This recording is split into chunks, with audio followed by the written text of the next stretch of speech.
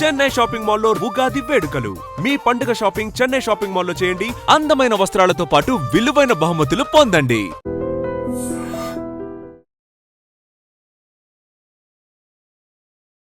నమస్తే, నేను Kavitha. Welcome to I dream.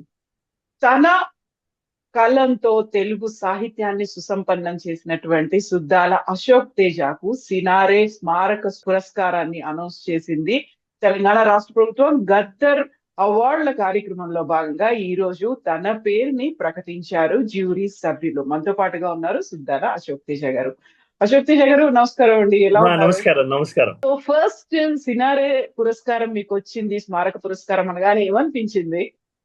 నేను చిన్నప్పటి నుంచి నేను నా పాటల తండ్రి అని అనేక సార్లు ఆయన వేదిక మీద ఉన్నప్పుడే నా పాటల తండ్రి నారాయణ రెడ్డి గారు అని అనేవాడిని. ఇవాళ ఆయన పేరు మీద వచ్చిన తొలి పురస్కారం నాకు రావడం మహదానందంగా ఉంది. నారాయణ రెడ్డి గారి ఆ దివ్యలోకంలో ఉండి బహుశా నాకు ఇప్పిస్తున్నంత ఆనందంగా ఉందమ్మా. సో ఫస్ట్ సినారే అనగానే మీ చిన్నప్పటి నుంచి అభిమానం, ఆయన అంతలా ఆరాధించారు ఒక తండ్రి అనుకున్నప్పుడు, ఏది మిమ్మల్ని అంతలా ఇన్స్పైర్ చేసింది, ఆయనకు అంత అటాచ్ చేసింది? ఏ పాట అసలు? ఆయన పాటనే కాదమ్మా, ఆయన టోటాలిటీగా ఆయన రాసిన కావ్యాలు, ఆయన రాసిన పాటలు, ఆయన చెప్పిన ఉపన్యాసాలు. చిన్నప్పటి నుంచి నా కళ ఏంటంటే నారాయణ రెడ్డి గారి లాగా కావ్యాలు రాయాలి, నారాయణ రెడ్డి గారి లాగా పాటలు ఒక వైపు రాయాలి, నారాయణ రెడ్డి గారి లాగా రవీంద్ర భారతి లాంటి దాంట్లో ఏదన్నా సమావేశంలో చక్కగా సాహిత్య సమావేశంలో నేను పాల్గొనాలి. ఇలా నేను ఆయననే ఒక వెలుగు స్తంభం లాగా, ఒక దారి దీపం లాగా అనుకొని నేను బయలుదేరినవాడిని. నేను 6వ తరగతిలోనే నేను నారాయణ రెడ్డి గారు ఈనెల్లని రాళ్ళలో పాట విని ఎప్పటికైనా సరే వెండి తెర మీద మొదటి పేరు నారాయణ రెడ్డి గారిది, రెండో పేరు నాది ఉండాలని కలలుగన్నవాడిని. కరెక్ట్ గా కొన్నేళ్ల తర్వాత ఒసేరాములమ్మలో నారాయణ రెడ్డి గారి పేరు ముందుంటుంది, రెండవ పేరు నాది ఉంటుంది. సో అలా జరిగింది. ఎప్పటికీ ఆయన నాకు ఆదర్శమూర్తి. ఫస్ట్ టైం ఆయన ఎప్పుడు కలిసారు మీరు? ప్రత్యక్షంగా ఎప్పుడు చూసారు?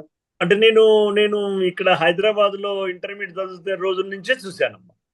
రవీంద్ర భారతిలో చూశాను. అంటే దూరంగా చూడటము, దగ్గరికి పోయి నమస్కారం చేయటము, ఆయన చెప్పిన మాటలు విని బాగున్నది సార్, నాకు నచ్చింది సార్ అని చెప్పటము, చాలా ప్రేమగా పలకరించేవాడు. ఆ తర్వాత నేను రాస్తాను అన్నది తెలిసిన తర్వాత ఆయన ప్రేమ ఇంకా ఎక్కువైంది. ఇద్దరం కలిసి ఒసేరాములమ్మలో రాయడం అనేది మరింత ఆనందాన్ని ఇచ్చింది ఆయనకు కూడా. సో మీరు మీ కలం నుంచి జారువారినటువంటి పాటలు ఇవన్నిటిని కూడా ఆయనకు వినిపించేవాళ్ళ, ఆయనతో షేర్ చేసుకున్నారా? ఆయన అన్ని వినేవాడమ్మా. మనం చెప్పేవాళ్ళము, ఒక్కోసారి తానే చెప్పేవాడు ఫోన్ చేసి. అద్భుతంగా రాసిన ఆ పాట కంటే కూతుర్నే కన్లో ఆడకూతురా నీకు అడుగడుగున వందనం, అనునిత్యం కరుగుతున్న నీవు రక్తచందనం, బాగుంది, గుడ్, శబాష్, ఇట్లా అనేవాడు అనమాట. ఆయన గొప్ప సహృదయం. సో తెలుగు సాహిత్యం అనగానే ఫస్ట్ సినారే గుర్తొస్తారు. అందులోనూ మనకంటూ ఒక ముద్దు పేరుతో సినారే అని పిలుచుకుంటూ ఉంటాము. ఆయన పురస్కారం అనేది మీకు వచ్చింది, వెతికి మిమ్మల్ని సెలెక్ట్ చేశారు అనేది. ఈ రకంగా ప్రభుత్వానికి గాని, జ్యూరీ కమిటీకి గాని, అధ్యక్షులకు, వాళ్ళ యొక్క పెద్దలందరికీ, నిర్ణయించిన పెద్దలందరికీ నేను మా కుటుంబం తరపున, నా తరపున ధన్యవాదాలు తెలియజేస్తున్నానమ్మా. సో ఒసేరాములమ్మ అప్పుడు ఆయనతో కలిసి కూర్చొని ఇంటరాక్షన్స్ ఉండేవా, లేకుంటే మీరు ఇంట్లోంచి రాసి పంపించడం అలా ఉండేదా? లేదు, దాసరి గారు, నారాయణ రెడ్డి గారు, వందే మాత్రము మేమందరం కూర్చునే వాళ్ళం. నారాయణ రెడ్డి గారు చెప్తుండేవాళ్ళు, మేము అసిస్టెంట్ లాగా ఇట్లా రాసేవాళ్ళం. రాసిన తర్వాత ఆయన మార్చేవాడు, ఇట్లా చేయి అని చెప్పేవాడు. ఇలా ఆయనతో కూర్చుని భాగ్యం దాసరి గారి వాళ్ళు దొరికిందమ్మా. ఎంతకాలం కూర్చున్నారు అలా కలిసి కూర్చునే సమావేశాలు? అంటే ఏం లేదు, ఆయన ఎంత పూటలో పాట పూర్తి చేస్తారు కదా, ఆయన ఒక పూటలో పాట పూర్తి చేస్తారు కదమ్మా. ఆయనకు అంత సమయం ఎందుకు పడుతుంది? అలా ఇవాళ పొద్దున వచ్చినాడు, సాయంకాలం మళ్ళీ హైదరాబాద్కి వచ్చేసినాడు ఆయన విమానంలో. అలా ఒక సినిమాలో ఆయనతోని పాలు పంచుకునే అవకాశం దొరికింది. ఆ అవకాశం కూడా దాసరి గారు ఇవాళ నాకు ఒకప్పుడు నేషనల్ అవార్డు వచ్చినా, ఆ తర్వాత సైమా అవార్డు వచ్చినా, ఎన్ని అవార్డ్స్ వచ్చినా కూడా దానికి నేను దాసరి నారాయణరావు గారికి నేను ఎప్పుడు కృతజ్ఞుడై ఉంటాను, రుణపడి ఉంటాను. ఆయన లేకపోతే అశోక్ తేజ లేడు. నారాయణ రెడ్డి గారు అనేవారు ఆయన యొక్క సాహిత్యం లేకపోతే అశోక్ తేజ లేరు. ఇది నేను చాలా హృదయపూర్తి, వాళ్ళిద్దరూ లేరు అయినా నేను చెప్తున్నా. సో ఇలా అలవోకగా వచ్చేది ఒక రకంగా పుంబావ సరస్వతి ఇలా పిలుస్తూ ఉండేవాళ్ళు.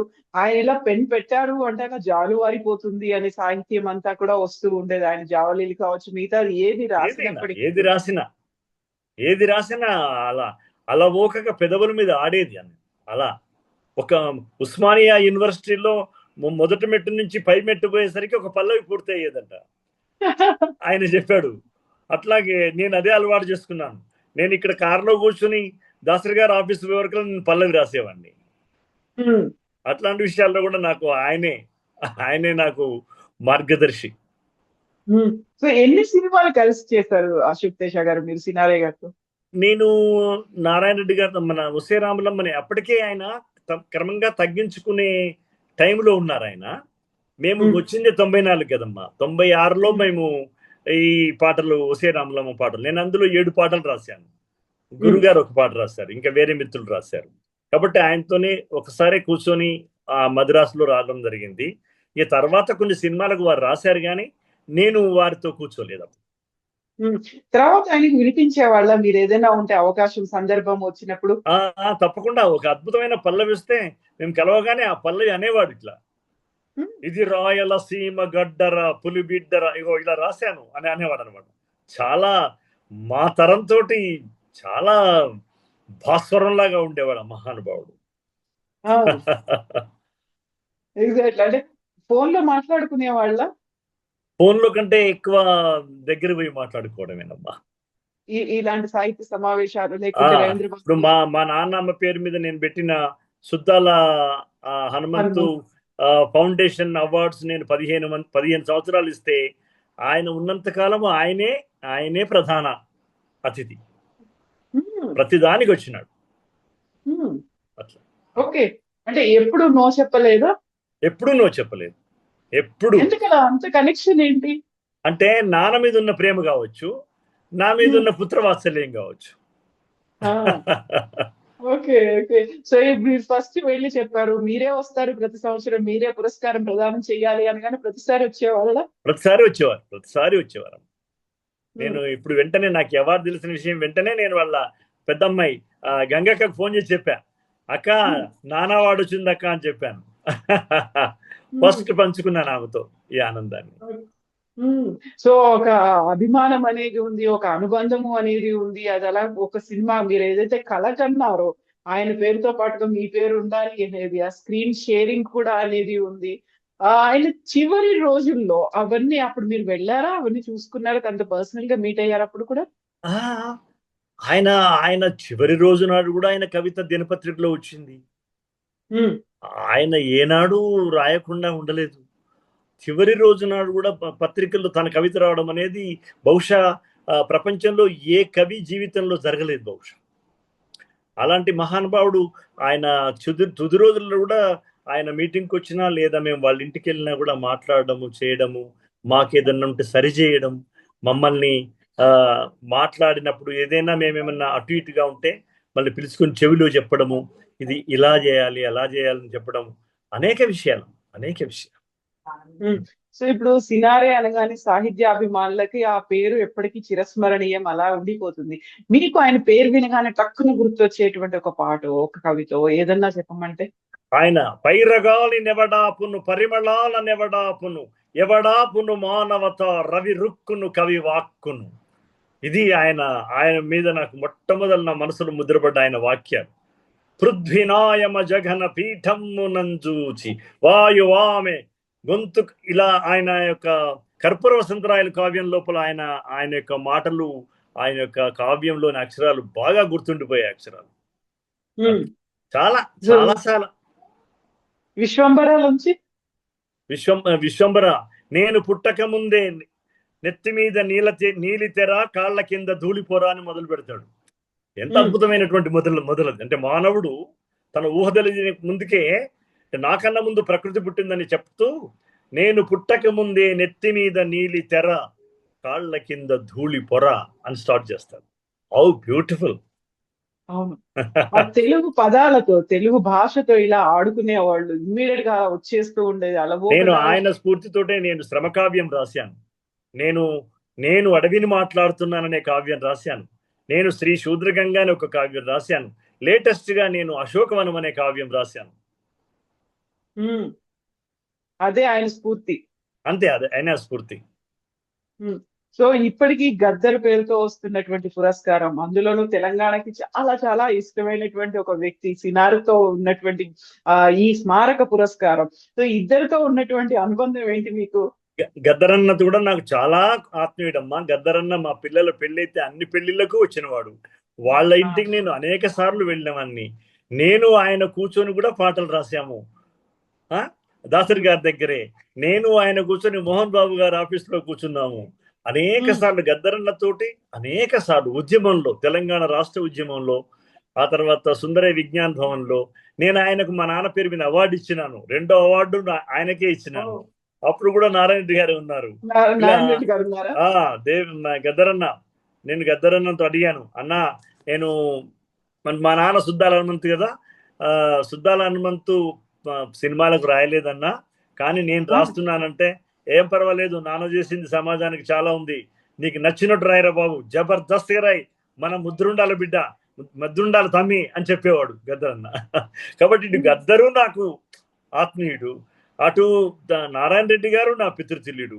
వాళ్ళిద్దరి పేరు మీద వస్తున్న అవార్డు ఇవాళ మా కుటుంబంలోకి వాళ్ళిద్దరు నడిచొచ్చినట్టుగా ఉందమ్మా. ఈ మాటలు చాలా బాగున్నాయి. మీరు ఎంత సంతోషంగా ఉన్నారో మీ ఆత్మీయులకు సంబంధించి ఆ ఇద్దరి పేరుతో ఉన్నటువంటి ఆ పురస్కారాలు, స్మారక పురస్కారం రావడం ఒక మెమరీ. అంతే కదా. థ్యాంక్ యూ అమ్మా. Thank you so much, Ashok Teja garu. Thank you. And for more videos, please subscribe to iDream. Please subscribe to iDream. Please subscribe iDream. And please subscribe to iDream. For more videos, subscribe to iDream. please like, share and subscribe to the channel. Congratulations, iDream. Subscribe to iDream. Subscribe to iDream. So subscribe to iDream Media. iDream ki iDream team andarki huge congratulations. Please subscribe iDream Media. Please subscribe to iDream. Subscribe iDream. Please subscribe to iDream. iDream అంటే నా కళల ఛానల్ను subscribe చేసుకున్న నోరు తిరుగుతలేదు, మీరైతే గంట గుర్తు కొట్టండి. For more such videos, please subscribe to iDream. Subscribe to iDream. Please subscribe to iDream. Please subscribe iDream Media. Please do subscribe to iDream. Please subscribe to iDream Media. For best entertainment and information, please subscribe iDream. And don't forget to subscribe to iDream.